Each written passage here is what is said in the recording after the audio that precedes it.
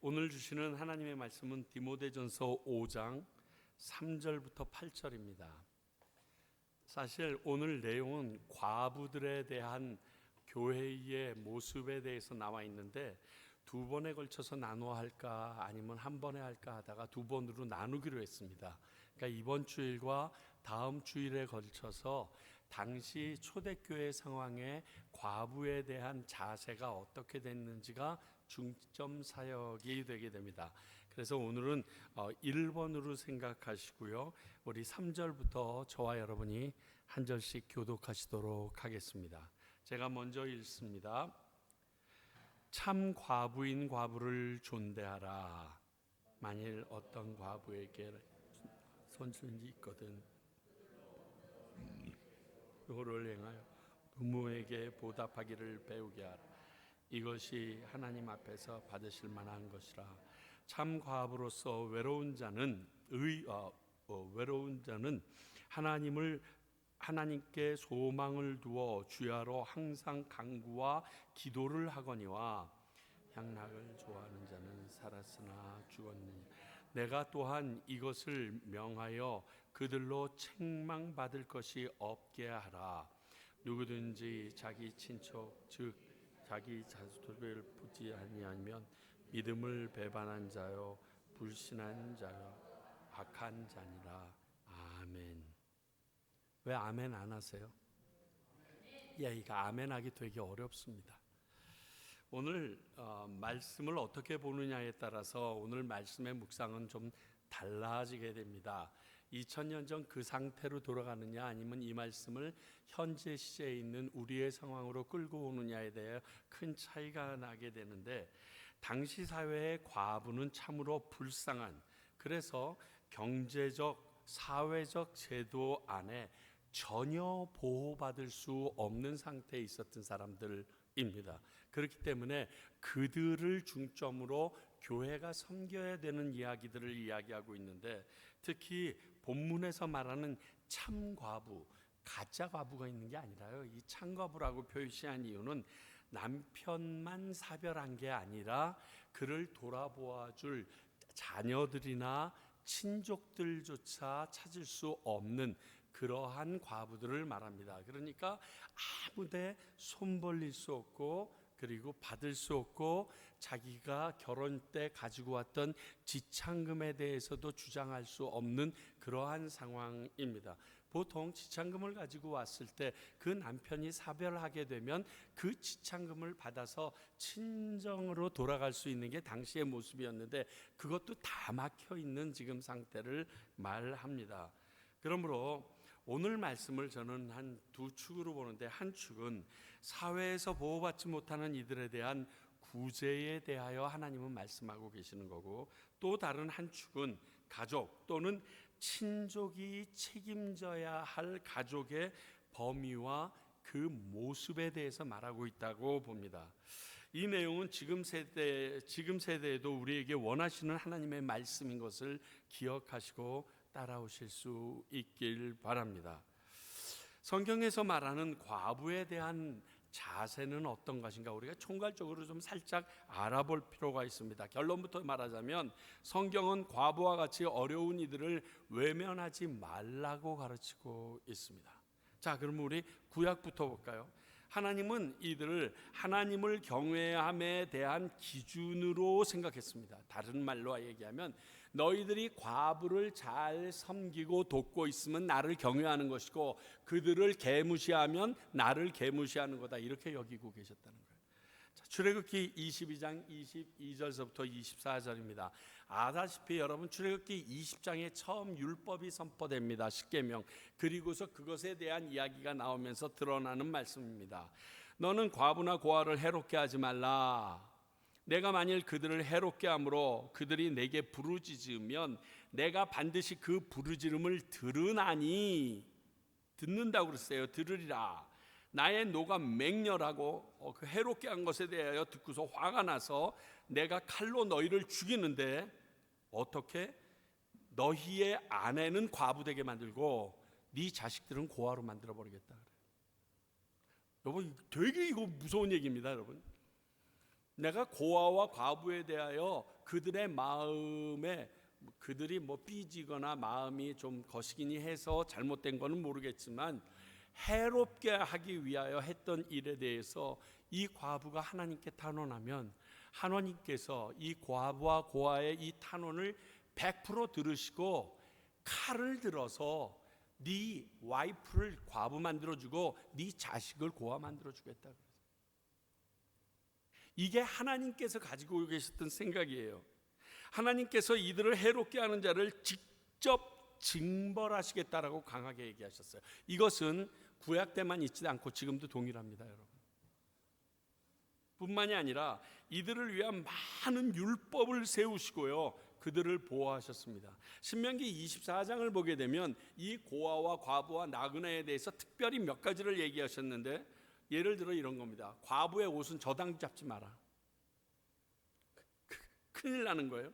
뿐만이 아니라 곡식을 추수하다가 단을 하나를 미처 못 가지고 왔죠. 돌아가지 말래요. 그거는 고아와 과부와 나그네가 가져가도록 그냥 내비두랍니다. 뿐만이 아니에요. 감람나무 막 이렇게 열매를 따고 포도나무에 열매를 따고 나서 다시 한번 어디에 더 남아있나 살펴보지 말래요. 너희들이 처음에 딸 때 못 딴 것 제외하고는 전부 다 고아와 과부를 위해서 남겨둬야 될 거니까 건들지 말라고 얘기하십니다. 그 정도로 이들을 특별히 너희가 돌아보아 주지 않으면 돌아볼 수 없다. 이들은 죽을 수밖에 없다라고 하나님께서 알려주셨습니다. 그러니까 각별하게 특히 고아와 과부에 대해서 여러분 성경을 읽게 되면요, 너희들 예배 드리지 마. 차라리 고아와 과부의 뜻을 신원해줘. 그것 하는 게 나한테 예배 드리고 제사 드리는 것보다 훨씬 중요해 라고 얘기하실 정도로 하나님께서는 이 부분에 대해서 굉장히 강조하십니다. 그럼 신약에 넘어와서 예수님은요, 누가복음 7장 12절 13절, 이게 어느 때 사건인지 여러분 알아맞혀 보세요. 성문에 가까이 이르실 때 한 사람들이 한 죽은 자를 메고 나오니 이는 한 어머니의 독자여 그의 어머니는 과부라. 그 성에 많은 사람도 그와 함께 나오거늘 주께서 과부를 보시고 불쌍히 여기사 울지 말라 하시고, 한 죽은 자가 어머니의 독자여 그는 이미 과부다, 그렇게 돼 있어요. 무슨 사건일까요? 나인성 과부의 사건입니다. 이 사건 이후에 이 과부를 불쌍히 여기시고 예수님께서 그 가든 행렬을 멈춰 세우십니다. 멈춰 세우신 뿐만이 아니라 그 과부가 슬피 우니까 너 아들이 죽어서구나. 그리고 그 자리에서 아들을 살려버리십니다. 성경에 공생의 기간 예수님께서 딱 세 사람을 살리십니다. 그렇죠? 야이로의 딸 살리시고요. 그 다음에 자기 나사로, 친구 나사로 살리시고요. 그리고 전혀 생뚱맞아 보이는 두 무리가 탕 부딪히는 순간 그 안에서 이 슬픔의 무리를 예수님의 기쁨의 무리로 끌어들이는 이 놀라운 기적 같은 일을 행하십니다. 십자가 위에서 예수님께서 요한에게 마지막으로 그 힘든 가운데도 내 어머니다 하고 자신의 육신의 어머니 마리아를 위탁하는 것도 이거와 같은 맥락에 과부를 사랑하시는 그 모습이 들어가 있습니다. 그래서 초대교회에도 이 전통을 이어가기 시작했습니다. 그래서 첫 번째 사단이 나는 것이 이 과부의 구제였습니다. 사도행전 6장 1절, 그때 제자가 더 많아졌는데, 제자가 많아지고 그리고 많은 헌금들이 들어왔습니다. 근데 헬라파 유대인들이 자기의 과부들이 매일 구제에 빠짐으로 히브리 사람을 원망하니, 여러분 여기서 중요한 건 뭐냐면 매일 구제를 했는데 과부들을 위하여 매일 구제한 게 초대교회가 했던 첫 사역 중에 하나예요. 하루 사역하고 일주일에 한 번 한 게 아니라 이들이 매일매일 먹고 살 것이 없는 것을 알아서 모든 크리스찬들을 위하여, 특히 이 과부들을 위하여 매일 그들에게 필요를 채워주는 일을 하기 시작했습니다. 저는 생각만 해도요, 이게 얼마나 힘든 일일까 상상이 안 가요, 여러분. 매일 이 앞에 수없이 많은 홀로 되신 분들이 줄 서가지고 이렇게 바구니나 뭐 아니면 이런 대마포자로 하나씩 가지고 서 있다고 한번 생각해요. 그걸 매일매일, 오늘 하루 종일 끝내고 났는데 내일 아침부터 또 하려고 여기 식당에다가 또 물건 재워놓고 또 그거 하고를 매일매일 합니다. 이게 초대교회가 가지고 있었던 예수님의 마음, 하나님의 마음을 그대로 답습했던, 전승했던 모습이라고 볼 수 있습니다. 뿐만이 아니라 이 초대교회의 당회장 역할, 수장 역할을 했던 게 예수님의 동생 야고보인데, 그 야고보가 쓴 야고보서 1장 27절은 이렇게 기록합니다. 하나님 아버지 앞에서 정결하고 더러움이 없는 경건은 곧 고아와 과부를 그 환난 중에 돌보고 또 자기를 지켜 새 속에 물들지 아니하는 그것이라. 이 야고보가 생각했던, 그 초대교회 담임 목사가 생각했던 참된 경건은 너희들이 매일 와서 무릎 꿇고 기도하고, 그리고 맨날 하루에 3번씩 그 두 손 들고 그 찬양, 그게 중요한 게 아니라 그것 이전에 너희가 고아와 과부들을 어려운 가운데서 돌아보는 것이 더 중요한, 너희들의 경건 생활에 더 중요한 부분이라고 여겼으니까, 이 초대교회에서 과부를 위하여 이렇게 사역을 하는 것은 지극히 당연한 일일 수밖에 없었고요. 그렇게 할 수밖에 없었던 이유는 자기의 육신의 형이 있던 예수님뿐만이 아니라 하나님께서 지금까지 해오셨던 그 율법 안에서까지 지키려고 했던 모습이라고 봅니다. 그러니 이렇게 사회에서 어렵고 소외된 사람들을 돌아보는 일은 하나님이 기뻐하시는 일이고, 하나님을 경외하는 이들이 해야 될 의무와 같은 것이라는 것을 우리도 알아야 합니다. 다만 이 구제할 때는 스킬이 필요합니다. 기술이 필요합니다. 아니, 나는 왜 구제받고 쟤는 구제 못 받아? 왜 나는 이만큼 받아, 난 요만큼 받았는데 저 사람이 이만큼 받아? 이게 항상 문제가 생깁니다. 받는 자의 자세도 중요합니다. 없는데 주면 감사한 거죠. 그렇잖아요. 근데 그것까지 다 뺏길 생각을 하면서 그렇게 축자들이 싸우는 건 그 문제가 있는 것 같습니다. 이러한 부분에 대하여 구제하는 교회나 단체의 스킬이 필요한데, 그게 아니라면 우리는 구제하는 것을 위하여 여러분 눈에 비출 때마다 기쁘게 하십시오. 그거를 그 사람이 가져다가 밖에 나가가지고 뭐 도박을 하든 그건 당신들이 생각하지 마십시오. 내가 할 일은 하나님께서 그들을 돌아보고 구제하라고 했으니까 하면 되는 겁니다. 그러면 그 나머지는 하나님께서, 하나님과의 나의 관계는 끝난 거예요. 이제 그 사람과의 하나님의 관계는 하나님께서 알아서 하실 일이죠. 난 내가 해야 될 일을 하라는 겁니다. 여기서 참고로 자꾸만 제가 과부 하니까 기분이 안 좋으실 것 같아서 두 단어를 좀 비교해 드리겠습니다. 과부와 미망인. 여러분, 제가 참 답답했었어요. 미망인이라고 그러면 되게들 좋아해요. 미망인 되시는 아무아무개. 자, 글자 그대로 뜻대로 해석하면요, 남편이 죽었는데 따라 죽어야 할 사람이 아직 살아있다는 뜻이 미망인입니다. 저 죽어야 하려냐, 못 죽었네, 이런 뜻이에요. 옛날 말로 인하면. 이거는 내가 나를 가리켜 할 때 하는 말이에요. 남편이 죽었는데 나는 아직까지 살고 있네요. 이러한 죄책감 섞인, 이것도요 다른 데서 나오는 게 아니라 순장제도 있잖아요. 남편이 죽고 나면 살아있는 부인이 같이 무덤에 들어가서 파묻혀야 되는 그 순장대조에서 유래된 거예요.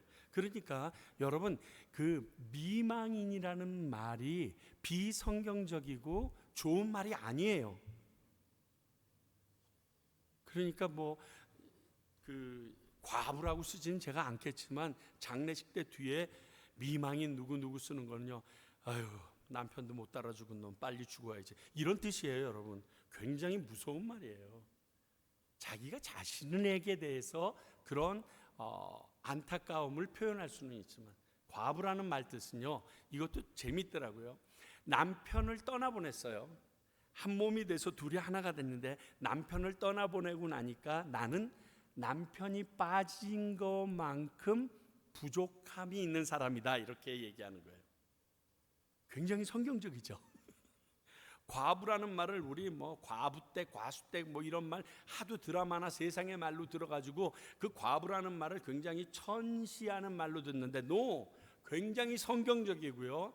저는 부족합니다. 왜냐하면 하나님께서 이마고데이 하나님의 형상으로 내 남편과 하나 되게 하셨는데 그 남편이 빠져나가서 하나님의 온전한 형상에 부족한 부분이 있는 사람입니다. 이런 뜻이에요. 그러니까 저 과부 돼가지고 그 말 들었을 때 기뻐하실 일은 아니지만 하여간 기분 나빠하지 마시기 바랍니다. 미망인 그러면 굉장히 좋아하지 마세요. 뒤에서 뒤통수 때리는 거예요. 마누라 아직까지 살아가지고 남편도 아직 그 소리니까요. 여러분 그래서 성경은 미망인이라는 단어를 안 쓰고 과부라는 단어를 계속 고집합니다. 예, 참고하시라고요. 자, 두 번째, 참 과부의 바른 자세가 무엇인가 좀 생각해 볼 필요가 있어요. 자, 그러면 과부는 어떻게 살아야 되는가? 다음 주일날 이 과부의 또 다른 모습에 대해서 그거는요 뭐라고 그러냐면 구제 명부에 올라야 될 과부의 조건에 이것도 포함되는 건데 기본적인 내용을 이야기합니다. 첫 번째 5절, 참 과부로서 외로운 자는 하나님께 소망을 두어 주야로 항상 간구와 기도를 하거니와. 하나님께 소망을 두고 살아야 되는 거예요. 이제 내 소망이 남편이었을 수 있었는데 내 남편 대신 하나님께 소망을 두고 예수 그리스도께 소망을 두고 살아가는 것을 얘기합니다. 그 소망을 두고 살아가는 사람의 자세는 어떤 것이냐? 주야로 항상 간구하고 기도하는 삶이라는 거죠.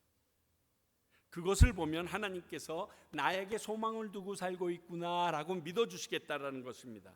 자, 우리 여기에 대표적인 인물이 누가복음 2장 36절 37절에 나옵니다.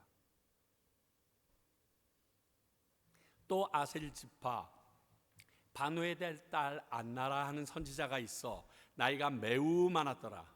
그가 결혼한 후 7해 동안 남편과 함께 살다가 과부가 되고 84세가 되었더라.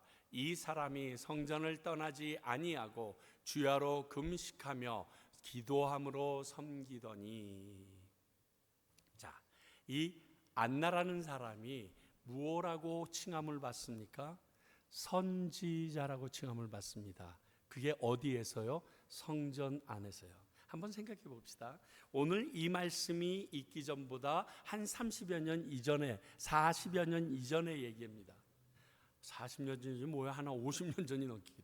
예수님이 태어날 당시에 한 여인이 과부로서 성전에서 어떻게 행동을 했기에 주변에 있는 모든 사람이 그 여자를 가지켜 감히 선지자라고 칭하는데 모든 사람이 말을 맞췄을까요?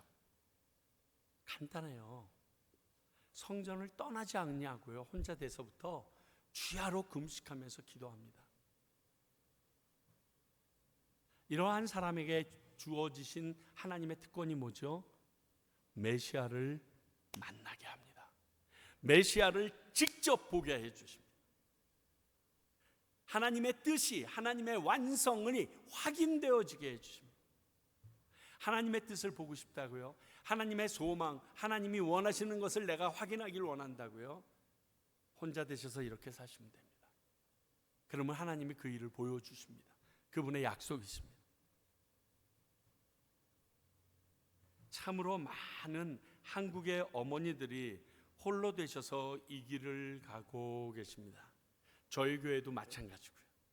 제가 한국에 나갈 때마다 보면요, 새벽 기도에 할머니들밖에 없어. 막 새벽 기도에 한 500~600명이 나오는, 저희 어머님 댁 바로 앞에 있는 교회도 큰 교회거든요.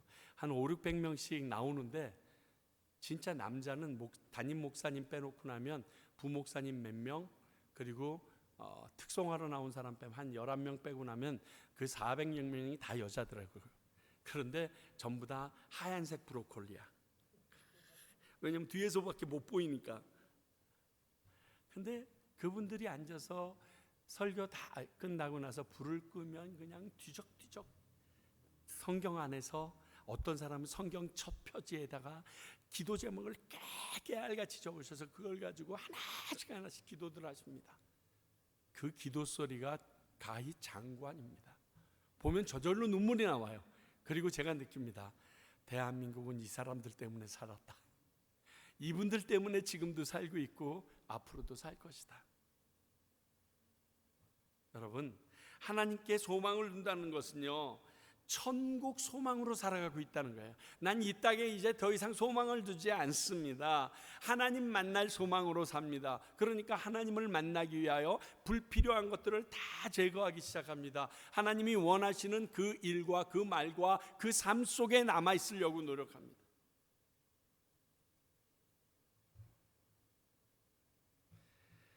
참 과부의 바른 자세, 두 번째는 향락을 좋아하지 않아야 된다라고 써 있습니다.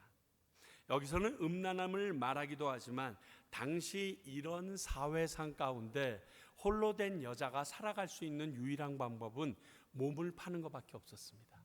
그래서 수많은 과부들이 자기 몸을 팔아서 생계를 연명해 나갔다고 합니다. 그러한 부분도 하지 말라는 뜻이 이 안에 내포되어 있다고 합니다. 오죽하면 그 길까지 갔을까요? 그런 것은 우리 교회가 막아줘야 된다는 겁니다. 믿는 자들이 보면 안 되게 막아줘야 된다는 거예요. 자기가 그게 쾌락이 좋아서 나가는 건 어쩔 수가 없지만 생계형은 없어야 된다는 거예요. 이젠 굉장히 자유하다고 여기기보다 지금부터 내가 더욱 채찍질해야 되겠다라는 그러한 생각으로 살아가라는 말씀입니다. 혼자 되었으니 이제 더욱더 너 자신을 지켜 하나님 앞에 바른 모습으로 나아가라. 지금 그 말합니다. 또 하나, 책망받을 것이 없어야 한다. 이 말씀은요, 여러분, 교회 감독을 뽑을 때나 집사님을 뽑을 때 항상 나왔던 말입니다. 다른 말로 뭐라고 써 있었죠? 믿지 않는 사람들에게도 칭찬받을 만해야 한다. 대부분 혼자 되시는 분들이 이 칭찬받기가 무진장 힘듭니다. 왜? 보호 본능이 나로 쏠리기 시작해요.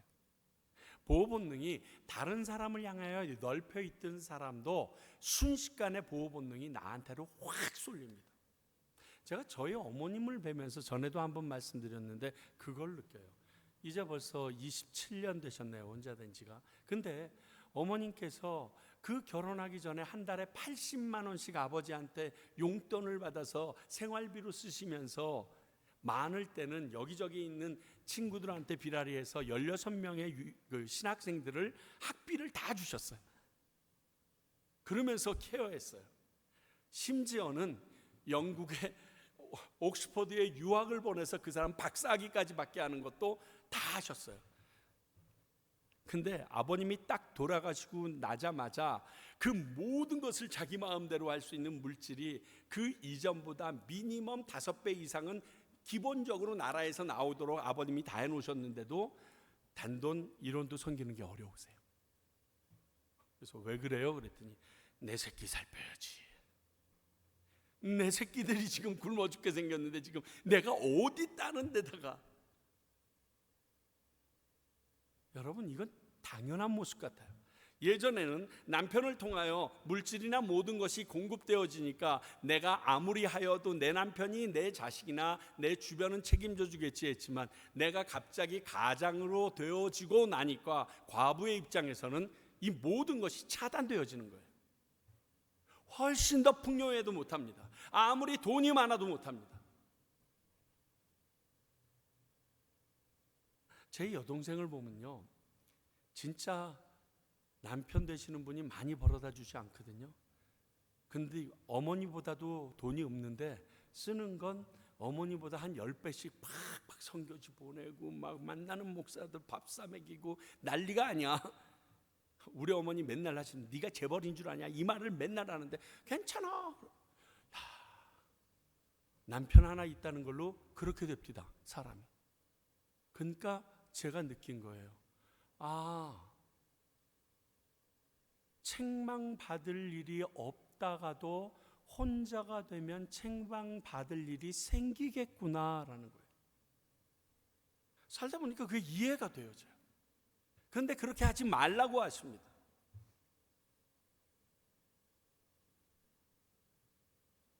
예수님께서 두 렙돈을 집어넣었던 과부를 보시고 모든 것을 오늘 먹을 것까지 다 집어넣었다라고 얘기했어요. 그 사람이 참 과부거든요. 그게 없으면 집에 가서 자녀들을 먹일 수 없는 게 아니라 자기를 케어할 가족조차 없어서 그걸로 자기가 먹어야 될 건데 그걸 포기했다라는 의미입니다. 그건 여러분, 보통 어머니들은 나는 안 먹어도 자식은 먹이는데 하나님께 드리기 위해서는 내 거 포기하는 건 쉽게 하십니다. 그 모습이 되라는 거예요. 여러분, 쥐어짜서 제가 지금 이단처럼 여러분 호주머니에 돈 빼겠다고 하는 얘기 아니라 하나님이 그렇게 썼으니까 여러분들과 하나님 관계에서 한번 돌아보시라는 거예요. 이 모습은 과부뿐 아니라 하나님을 경외하는 우리 모두의 모습이 되어야 합니다. 쟤는 예수 믿더니 형편은 똑같은데 완전히 달라졌네. 그 말 들으셔야 돼요. 말과 행동이 상황과 상관없이 바뀌었네. 그러면 하나 더, 과부된 이가 있는 가족들은 어떻게 해야 하는가를 오늘 말씀합니다. 자, 먼저 신명기 5장 16절을 좀 보겠습니다. 이것은 10계명을 요단강 바로 앞에서 다시 한번 이스라엘 백성 다음 세대에게 알려주는 모습으로 적혀져 있는 5계명의 내용입니다. 너는 내 하나님 여호와께서 명령한 대로 내 부모를 공경하라. 그리하면 내 하나님 여호와가 내게 준 땅에서 내 생명이 길고 복을 누리리라. 이 부분은 지금을 살고 있는 우리들에게도 말씀하시는 하나님의 권면이며 명령이며 경고입니다. 바로 적용이 가능한 부분이기도 한 것이 오늘 이 말씀 중에 제일 마지막 절 8절입니다. 자, 오늘 말씀을 보니까 이렇게 써 있네요. 그 과부로 인하여 효를 행하는 장이 되게 해라. 너희 집에 그런 분이 계시냐? 그럼 그 사람을 섬기는 모습으로 인하여 섬기는 온 가족이 효를 행하는 모본이 되도록, 훈련의 장이 되도록 하라, 이렇게 말합니다. 이 어머니에게 하는 모습을 그 자녀들이 보므로 그들도 자기의 부모에게 이같이 하는 거울이 되게 하라는 것입니다. 그렇습니다. 집에 부모님이 살아계시는 것도 이런 축복이 있음을 잊지 마십시오. 이는 반드시 대물림됩니다. 그대로 대물림됩니다. 심은 대로 그대로 거두어지는 게 바로 이것입니다. 부모가 하는 말이나 행동으로 그 대상에 대한 가치를 그 자녀들도 정하게 되거든요. 예를 들어 그래요. 그 목사 있지 이러면 그 자녀들이 와서 목사 알기를 우습게 봅니다. 그 김집사 있지 그러면 그 김집사님 보기를 그 가족들, 그 자녀들이 와서도 다 개똥으로 보게 되어 있습니다. 그런데 내가 내 어머님에 대하여 그렇게 존중하고 혼자 되시고 혹 냄새도 나고 그리고 허튼 말을 하는 것 같고 요즘 시대에 따라오지 못하는 것 같은데 그 어머니에게 순복하는 그 아버지의 모습, 어머니의 모습을 보면서 자녀들이 나도 우리 어머니 아버지가 이 다음에 나이 드셔서 저렇게 되셨을 때 이렇게 해야 되겠구나를 배우게 된다는 거예요. 그 장이 된다라고 얘기하는 거예요. 이거는 당연해요. 이건 무시할 수가 없어요. 그렇지 않겠어요? 뭘 보고 배우겠어요? 그래서 부모님들이 열받을 때 이런 말 많이 하잖아요. 아유, 내가 너한테 당한 것처럼 너 네 자식한테 똑같이 당해라 이러잖아요. 그 말 안 해도 그렇게 돼요. 그거 괜히 말해가지고 자기 주둥이 더럽히지 마세요. 그냥 가만히 놔두셔도 걔가 한 그대로 받습니다. 애들이 그대로 보니까요. 여러분, 그 고려장 얘기 들었잖아요. 고려장 얘기 나만 들은 건가? 이렇게 어머니를 이렇게 지게에 메고서 할머니를 지게에 메고 가는데 아들을 같이 대동하고 갔대죠. 그리고 대동하고 가가지고 어머니를 음식이랑 그 자리에 놔두고 그냥 오려고 그러니까 그 아들이 그랬대잖아요. 아빠 지게 가져가야지. 아니야, 저건 놔두고 가자. 아니, 가져가야지. 나도 나중에 아빠 데리러 아빠 등허리에 메고 갈 때 필요한데. 그 말 듣고 이 아버지가 소스라치게 놀라서 그 어머니 다시 모시고 내려왔다는 거 아니에요. 아무 말도 안 했잖아요. 근데 본 그대로 가는 거예요, 여러분.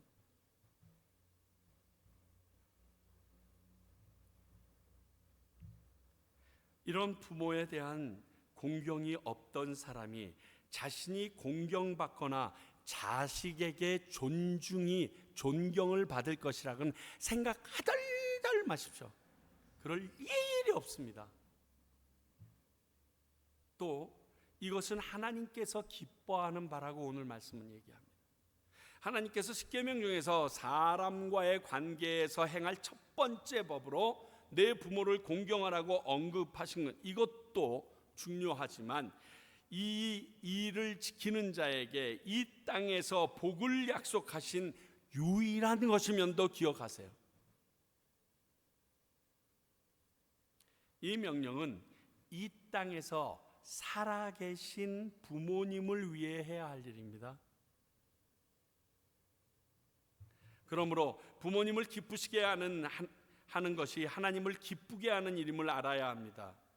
다만 하나님의 뜻에 역행하는 일을 계속 우리에게 그 부모가 종용한다고 그러면 저희들은 거부할 수밖에 없지만 그게 아니라고 하면 그대로 따라야 된다는 것입니다.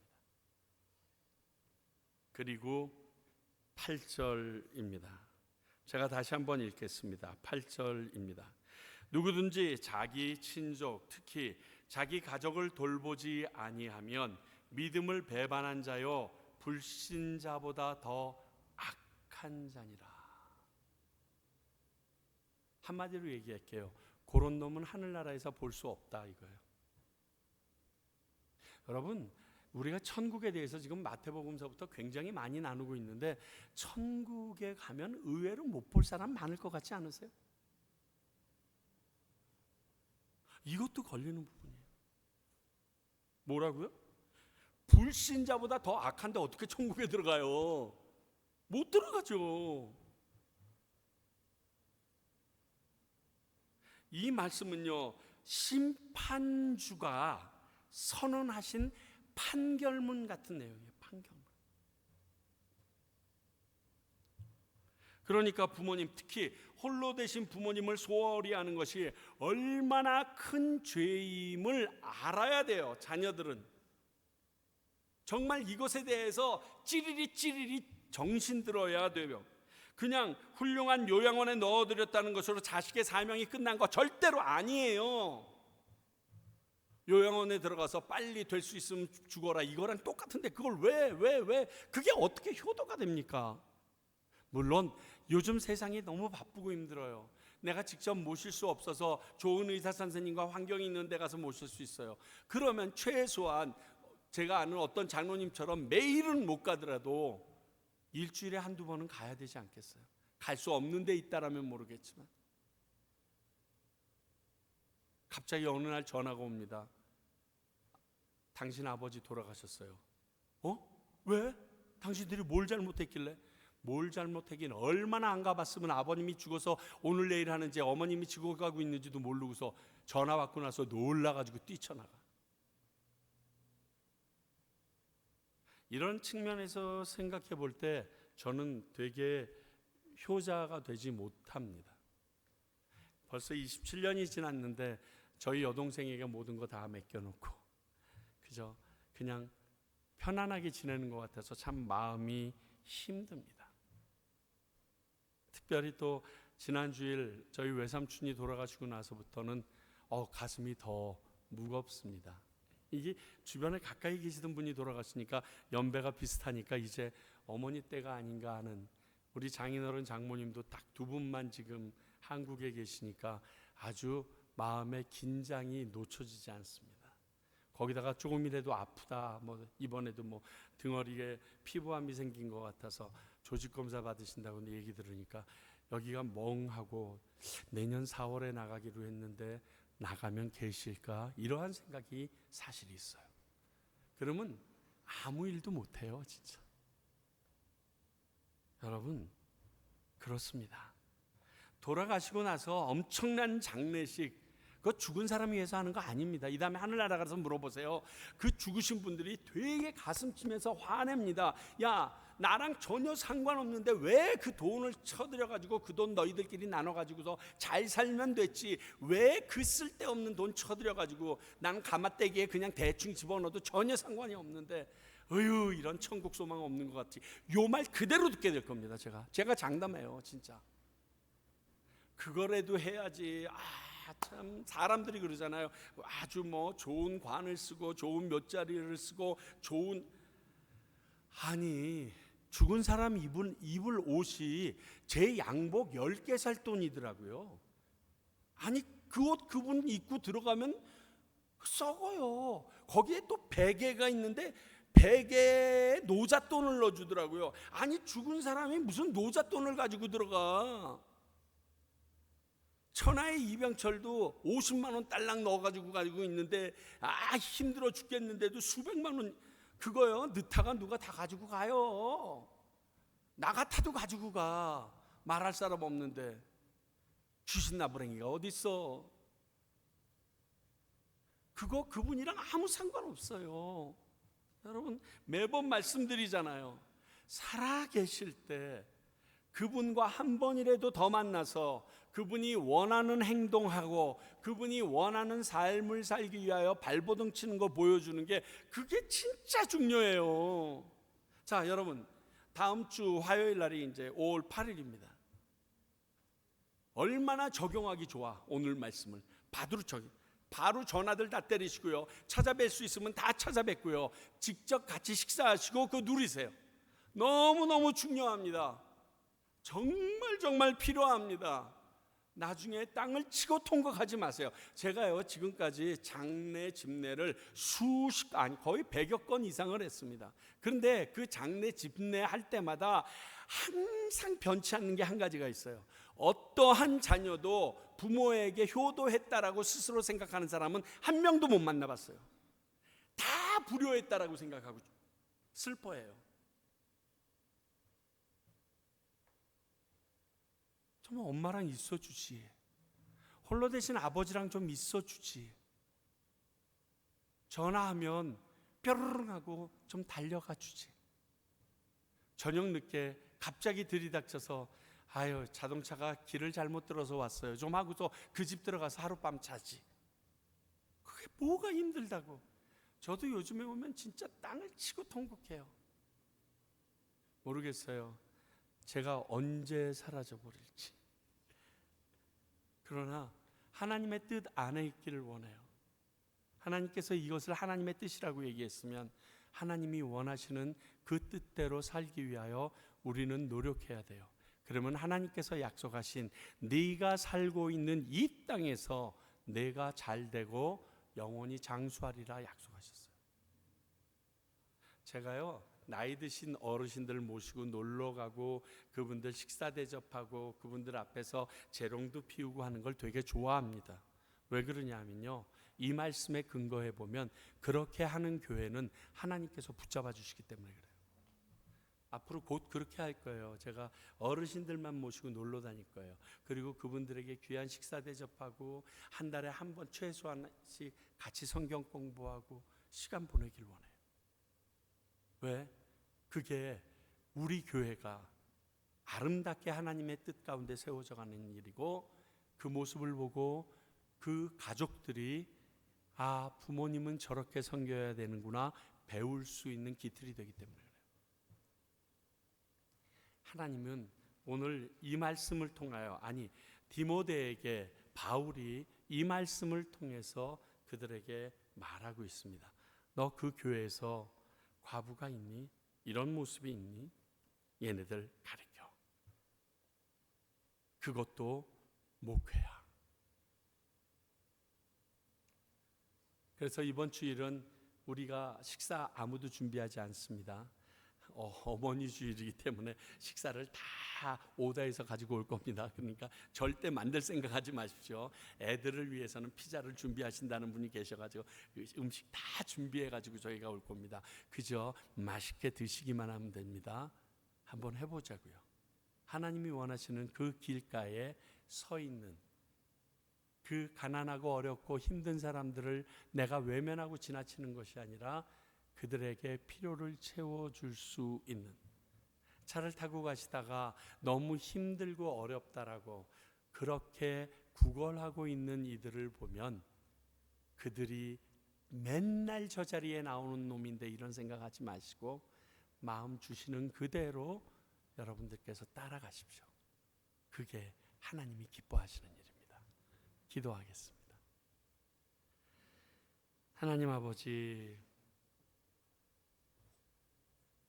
저희들의 모습이 하나님을 기쁘시게 한다라고 원하면서 정말 내가 하고 싶은 일만 행하고 차등적으로 찾아간 것은 아닌지 모르겠습니다. 오늘 말씀이 저희들에게 큰 부담이 됩니다. 아니요, 큰 경고가 됩니다.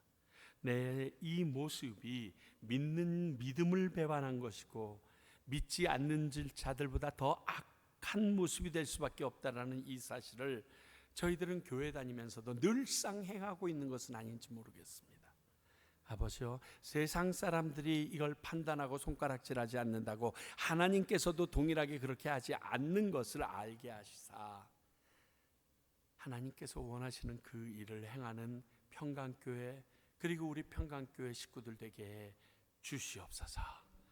지금은 우리 주 예수 그리스도의 은혜와 하나님 아버지의 크신 사랑과 성령님의 말씀하여 주심이 오늘 우리에게 주어진 귀한 아버님 어머님들을 극진히 섬기며 내 주변에 있는 불우하고 어렵고 그리고 도움이 필요한 자들을 섬기며 나아가기로 작정하는 주님의 귀한 백성들과 이 일을 감당하라고 과테말라 땅 가운데 세워주신 평강교회와 또 이 모습을 모든 이들에게 가리키며 나아가고 계시는 선교사님들을 위해 이제로부터 영원히 함께 하시기를 축원하옵나이다. 아멘.